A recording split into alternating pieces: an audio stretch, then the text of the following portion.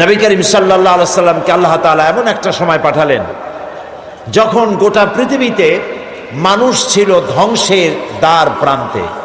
চুরি, ডাকাতি, জেনা, ব্যভিচার, হত্যা, ধর্ষণ, এমন কোনো পাপ নাই যা মানুষ করতো না। যেই দেশে রাসূল আসলেন সেই দেশে মানুষ, তাদের চিন্তা ছিল যে আমি মানুষকে খুন করব না কেন, লুট করব না কেন, মিথ্যা কথা বলবো না কেন, নারী অপহরণ করব না কেন, এর কোনো যুক্তিসঙ্গত কারণ তাদের জানা ছিল না। সবটাই তারা বৈধ মনে করত।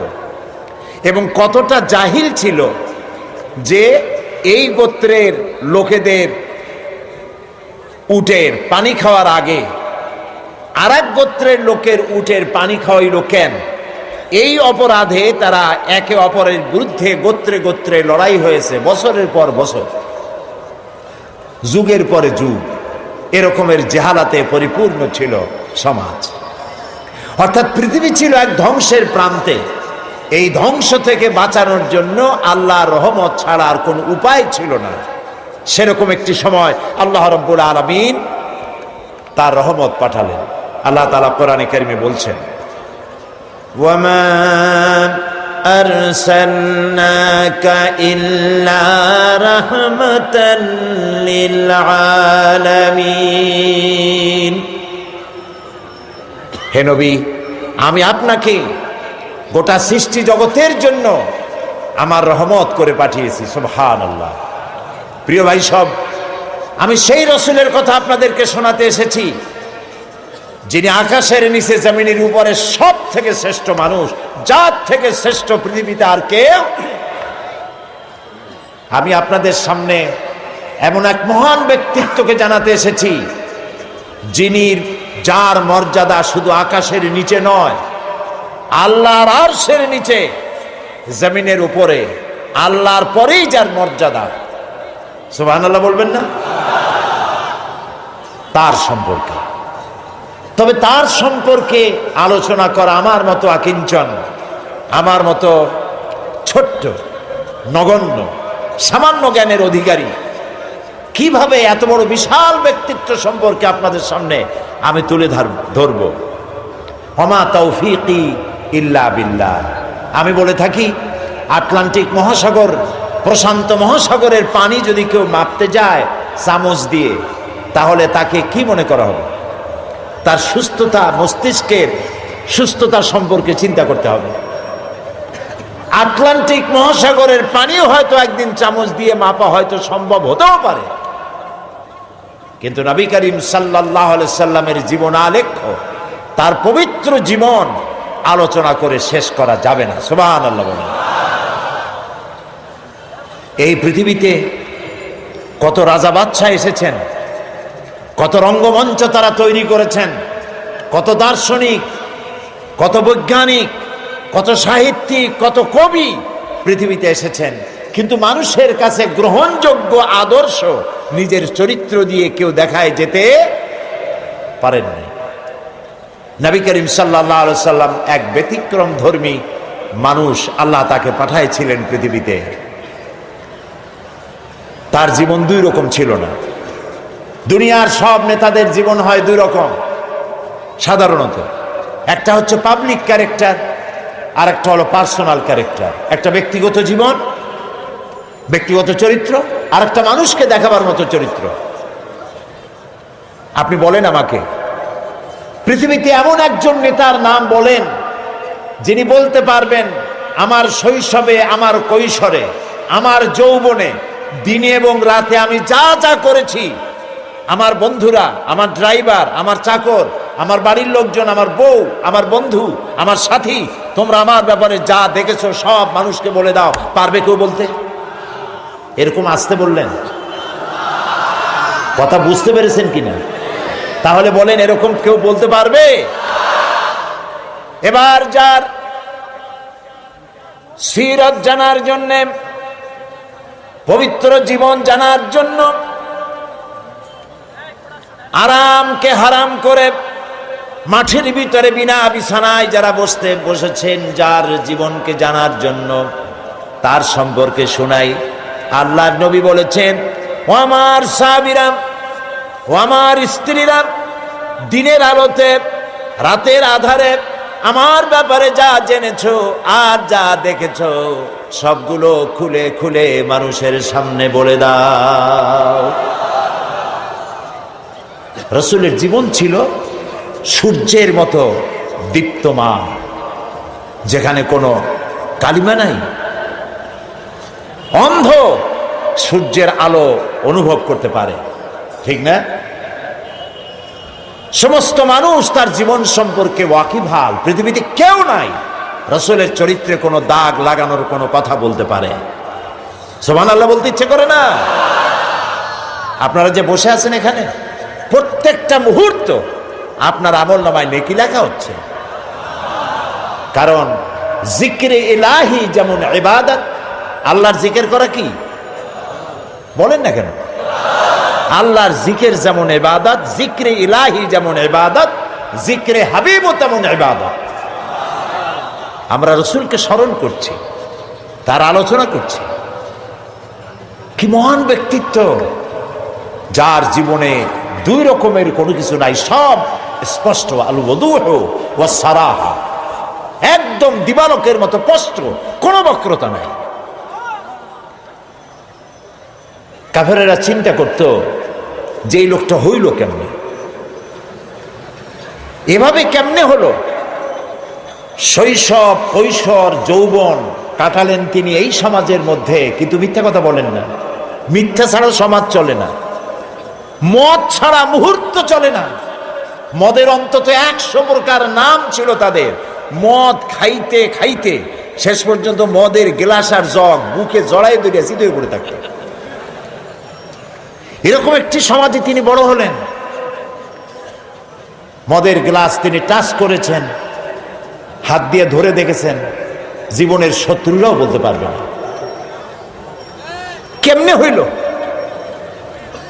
তিনি যখন কোরআন শরীফ পড়তেন, কাফেরেরা মনে করত যে লোকটা কোনোদিন কোনো কবির সাথে বসে নাই, ওঠে নাই, সাহিত্যিকদের সাথে আনাগোনা ছিল না। এই যে মিলায় মিলায় বলে, নিশ্চয়ই কবি হয়ে গেছে, তলে তলে কবি হয়ে গেছে। নবী করিম সাল্লাল্লাহু আলাইহি সাল্লাম সম্পর্কে যখন যে কথা এসেছে, জবাব রাসূলের দেওয়া লাগে নাই, জবাব দিয়েছেন কে? রাসূলকে এক পর্যায়ে মজনুন বলা হয়েছে। মানে কি? পাগল বলা হয়েছে। রাসূলকে পাগল বলা হয়েছে, রাসূল জবাব দেন নাই।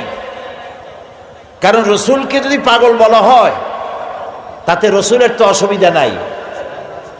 এ আঘাত লাগে আল্লাহর, আঘাত লাগে আল্লাহ তাআলার অস্তিত্বের উপরে। আল্লাহ রাব্বুল আলামিন সঙ্গে সঙ্গে জবাব দিয়ে দিলেন। আল্লাহ রাব্বুল আলামিন বলেন, ওয়ামা সাহিবুকুম বিমাজনুন, তোমাদের সাথী পাগল নন। মুহাম্মদ সাল্লাল্লাহু আলাইহি ওয়াসাল্লাম পাগল নন তা বললেন না, বললেন তোমাদের সাথী পাগল না। তোমরাই তো সাথে ছিলা, একসঙ্গে খেলাধুলা করেছো, ওঠা বসা করেছো। তার জীবন যৌবন চোখের সামনে, পাগলামির কি দেখলে তার মধ্যে?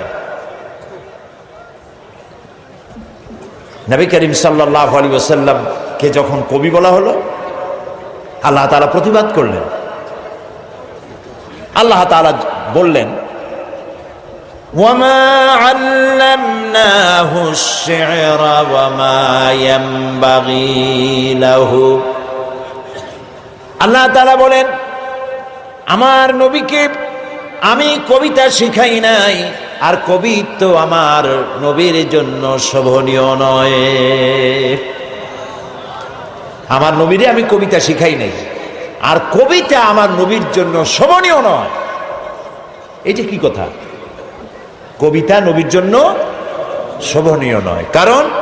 কারণ হলো কবিরা অনেক সুন্দর সুন্দর কবিতা লিখতে পারেন, মানুষের মধ্যে উত্তেজনা, টেনশন, রোমান্স পয়দা করতে পারেন, কিন্তু কোনো সিদ্ধান্ত দিতে পারেন না। কবিরা পৃথিবীতে মানুষকে এমন কোন আদর্শ কবিত্বের মাধ্যমে শিক্ষা দিতে পেরেছেন, হোমার থেকে শুরু করে আজ পর্যন্ত এরকম কবি দেখা যায়নি। এবং কবিরা এমন এমন কথা বলেন যা বাস্তবতার সাথে মিল নাই। কবিরা আবেগ উচ্ছ্বসিত হন, কল্পনার ঘোড়ার পৃষ্ঠের উপরে বসে তেপান্তরের মাঠ দিয়ে নিরুদ্দেশ্যের উদ্দেশ্যে দৌড়াতে থাকেন। বাস্তবতার সাথে মিল থাকে না।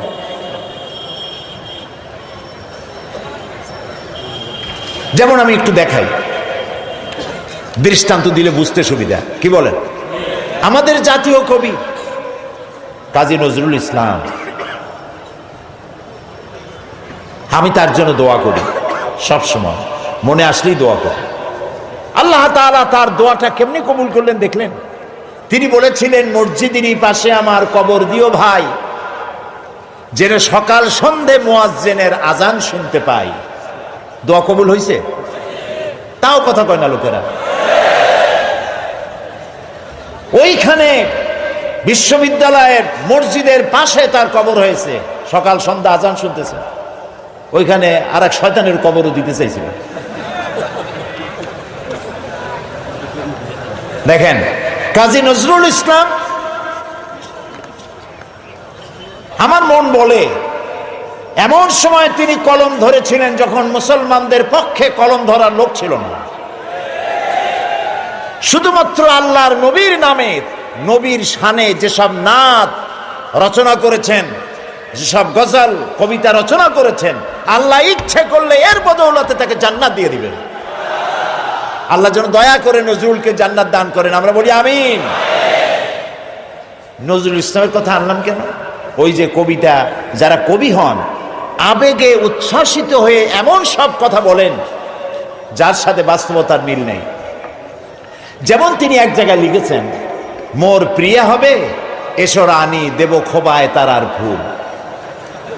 এখন সত্যিই যদি ওনার, যার প্রতি লক্ষ্য করে নিয়ে কবিতা লিখেছেন, যদি সত্যি ওই মহিলাকে তিনি প্রিয়তমা হিসাবে পেতেন, তো আকাশের তারাগুলি খোপায় দিয়ে দিতে পারতেন। তারপরে তিনি লিখেছেন, জ্যোৎস্না রং আর রং ধরুন রং মিলাইয়া আলতা বানাইয়া তোমার পায়ে পরায় দিতাম। এটা কি উনি পারতেন? পারতেন না। কবিরা সাধারণত আবেগপ্রবণ হন, আবেগে কথা বলেন যার বাস্তবতার সাথে মিল নাই। কবি হাফিজ, নিশ্চয়ই নাম শুনেছেন, পারস্য কবি। তিনি তার প্রিয়তমা সম্পর্কে লিখেছেন। ফার্সি কবিতাটা আমার এখন মনে আসতেছে না। কবিতার অর্থ হচ্ছে যে আমার প্রিয়তমার লাল গালের উপরে যে কালো তিলটি আছে, একটি লাভ স্পট, এই প্রিয়তমার লাল গালের কালো তিলটি যদি আমি লাভ করতে পারি, আমি পাই, তাহলে সামারকান্দ এবং বুখারা আমি আমার প্রিয়তমার জন্য উৎসর্গ করে দিতে পারি। সামারকান্দ এবং বুখারার বাদশা ছিলেন তৈমুর লং। তৈমুর লং এই কবিতা শুনিয়া পুলিশ পাঠাতেছে, ব্যাটার ধরে নিয়ে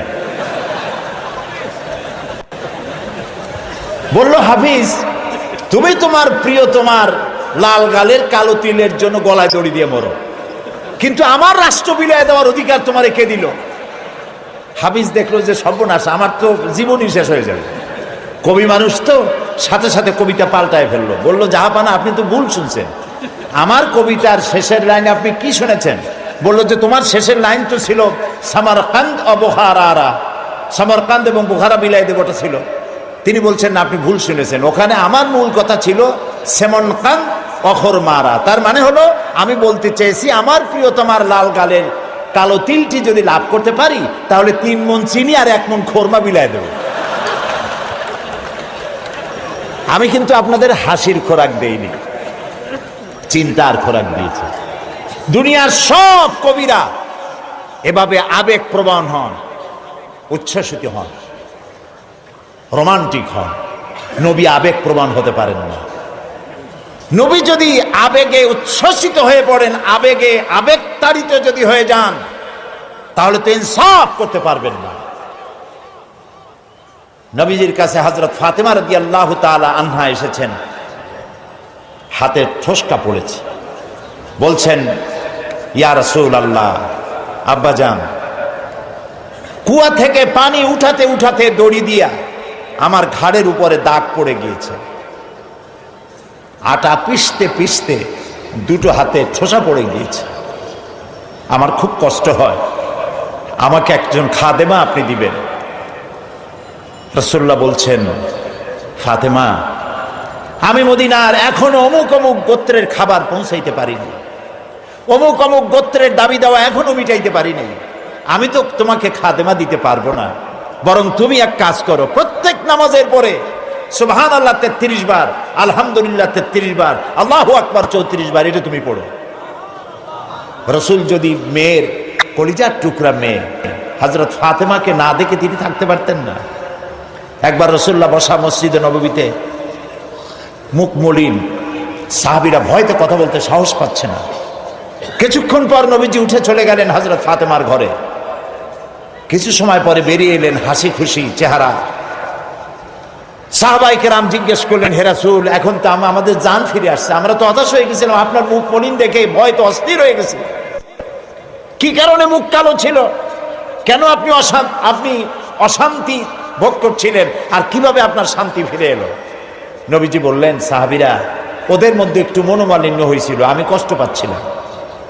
ওদের মধ্যে, বুঝতে পারছেন, হযরত ফাতেমা, হযরত আলী, ওদের মধ্যে একটু মনোমালিন্য হয়েছিল, আমি কষ্ট পাচ্ছিলাম।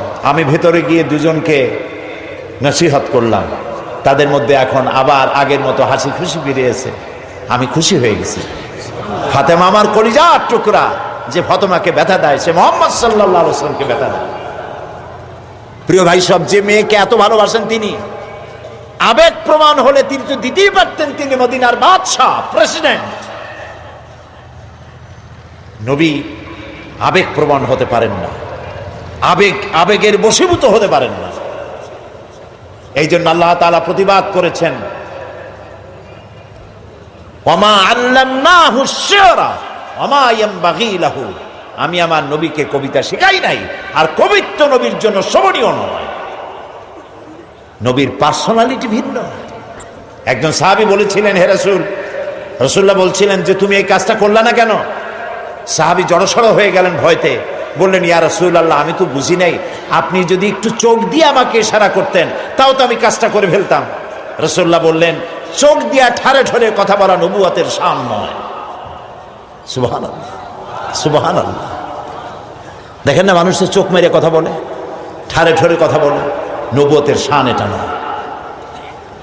নবীজি যখন কথা বলতেন কারোর সাথে, পুরা দেহ মোবারকটা ফিরাই দিতেন, ডান দিকে, বা দিকে, পিছনে।